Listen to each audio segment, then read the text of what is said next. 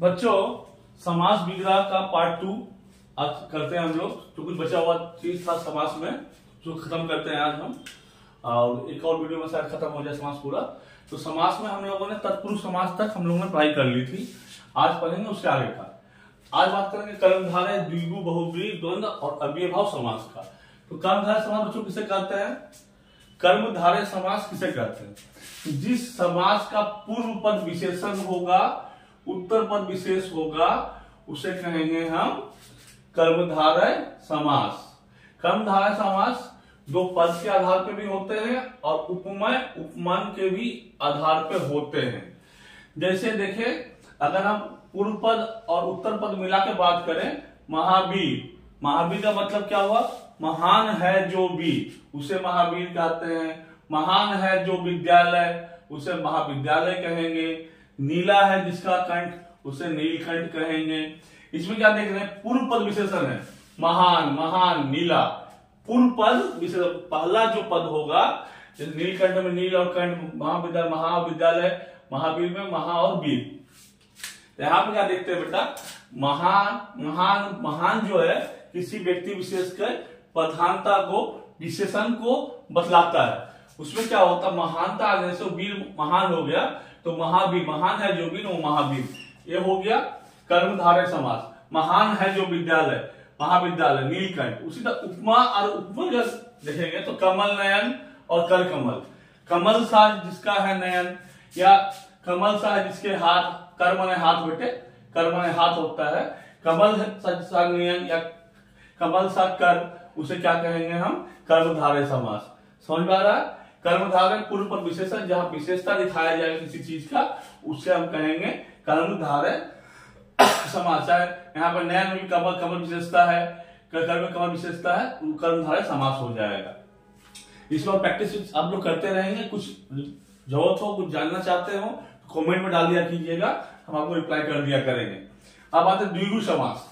ये थोड़ा ध्यान देने समझ में आएगा। द्विगु समास बहुत आसान है। द्विगु समास का उस समास को कहते हैं जिसमें संख्यावाचक अंश होता है, जिसका एक पद संख्यावाचक होगा, दूसरा पद प्रधान होगा, पहला पद एक पद क्या होगा?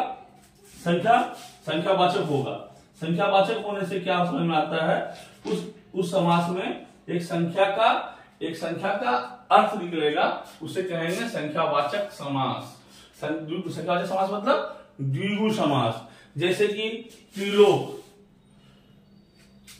पंचामृत, नवरत्न, पंचनंद, नवग्रह, उसे क्या कहेंगे हम? क्या कहेंगे? द्विगु समास। जैसे नवग्रह, नवग्रह का समाहार, नवग्रह, नवग्रहों का समाहार। पंचमित्र, पंचामृत, 5 अमृतों का समाहार। नौलखा, 9 लाखों का समाहार। इस समय देखिए संख्या आएगा, शताब्दी, शतवर्ष, सहस्त्राब्दी, चौगुनी, त्रिगुनी, त्रिकोण, चौगुन, जिसमें संख्या आएंगे बच्चे, वो सारे क्या कहलाएंगे? द्विगु समास। अब थोड़ा सा 2 मिनट के लिए थोड़ा डिटेल में जाते हैं। द्विगु समास के भी भेद होते हैं।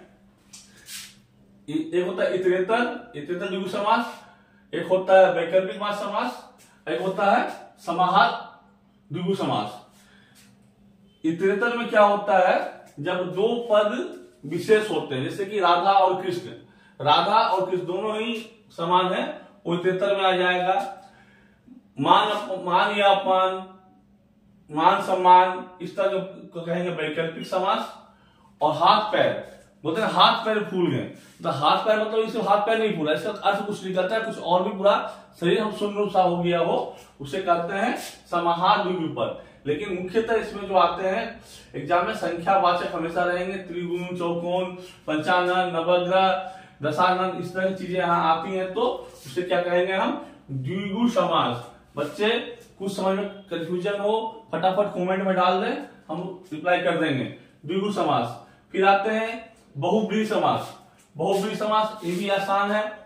इसमें भी 2 पद होते हैं, लेकिन दोनों पद मिला के समस्त पद का जो उत्तर निकलता है या मतलब निकलता है या अर्थ निकलता है वो पूरा अलग होता है। मैं इसमें दो पद, प्रथम पद और द्वितीय पद या पूर्व पद और उत्तर पद दोनों मिला के जो मीनिंग निकलेगा वो दोनों अलग निकलेगा, क्योंकि दोनों पद इसमें गौण रहते हैं। दोनों पद क्या रहते हैं यहाँ पे? गौण रहते हैं। दोनों पद का गौण रहेंगे और तीसरा पद का संकेत निकलेगा। इसमें तीसरा पद का संकेत निकलेगा, उसे कहेंगे हम बहुव्रीहि समास। जो एक बृहत्तर उत्तर देता है उसे बहुव्रीहि समास। चक्रधर, चक्रधर जिसे कहते हैं हम लोग, जिसके हाथ में हो चक्र, जैसे श्री कृष्ण। यहाँ पे चक्र और धर दो पद हैं, इनका मतलब क्या निकल रहा है? श्री कृष्ण। एक तीसरा मतलब निकल गया, श्री कृष्ण। त्रिशूलधारी, जिसके हाथों में त्रिशूल है, त्रिशूलधारी मतलब शिव जी। यहाँ पे मतलब तीसरा निकल गया। त्रिशूलधारी दो पद हैं लेकिन मतलब शिव जी से है। ऐसे समास जहां पे दोनों पद गौण हो और संकेत तीसरा पद का हो, जैसे दशानन, दसों जिसका आनंद, दशानन मतलब क्या हो जाएगा? रावण। तो इसे यहाँ पे समझने वाली बात है बेटा, दशानन द्विगु में भी आएंगे और बहुव्रीहि में भी आएंगे। आप क्या कैसे करते हैं निर्भर करता है। तो दशानन में 10 है जिसके आनंद, संख्या है। संख्या का मतलब द्विगु समास हो जाता है। संख्या मतलब क्या हो जाता है? द्विगु। सॉरी, लेकिन तीसरे पद की प्रधानता देंगे तो रावण कहलाएगा। 10 है जिसके आनंद, रावण। तो तीसरा पद का प्रधानता देंगे हम तो बहुव्रीहि में रावण की गिनती आएगी। तो इसे ध्यान दीजिएगा, द्विगु समास में संख्यावाचक, बहुव्रीहि में दोनों पद गौण होकर तीसरे पद की ओर संकेत किया जाएगा, उसे बहुव्रीहि समास कहेंगे। अब आते हैं द्वंद्व समास पर। द्वंद्व समास एक ऐसा समास है जिसमें दोनों पद प्रधान होते हैं। दोनों पद प्रधान होंगे इसमें। ज्यादातर द्वंद्व समास आपको मिलेंगे और लगा के मिलेंगे। वो दोनों पद के बीच में और का बहुत बड़ा योगदान रहता है।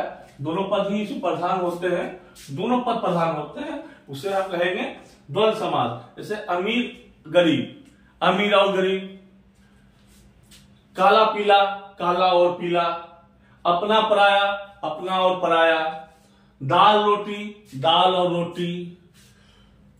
समझ रहे बच्चे?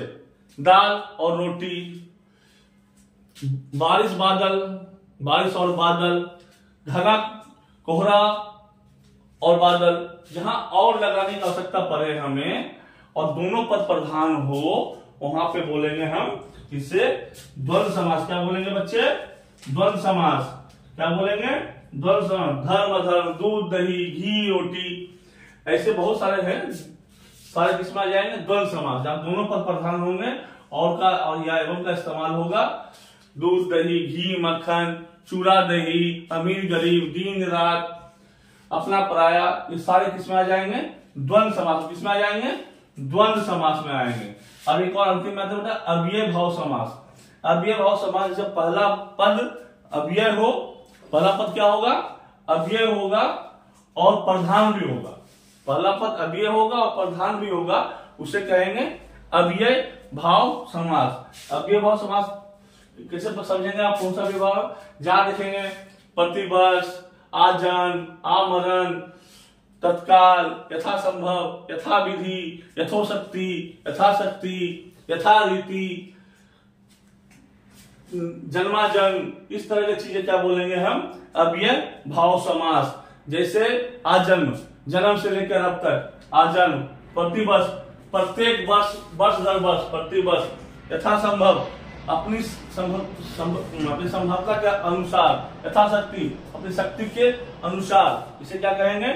अव्यय भाव समास। इसे क्या कहेंगे हम लोग बच्चे? अव्यय भाव समास। यथाविधि, विधि के अनुसार, हर घड़ी, घड़ी घड़ी, प्रत्येक घड़ी, इस तरह की चीजें कहलाएंगे बेटा अव्यय भाव समास। समास में फिलहाल तो इतना ही तरह के चीज होते हैं। कुछ एक्स्ट्रा अगर आती है तो एक्स्ट्रा वीडियो बनाकर डाल देंगे आपको हम। और इन चीजों में आप बहुत सारी प्रैक्टिस की जरूरत पड़ती है एग्जाम के लिए, तो खूब सारा प्रैक्टिस करें। आप हमारे चैनल से जुड़े रहें, संपर्क में रहें, सब्सक्राइब करें, फॉलो करें, लाइक करें। और भी कुछ जानने की इच्छा हो तो कमेंट आप हमेशा कर सकते हैं। हमेशा हम लोग आप लोगों के लिए उपलब्ध हैं।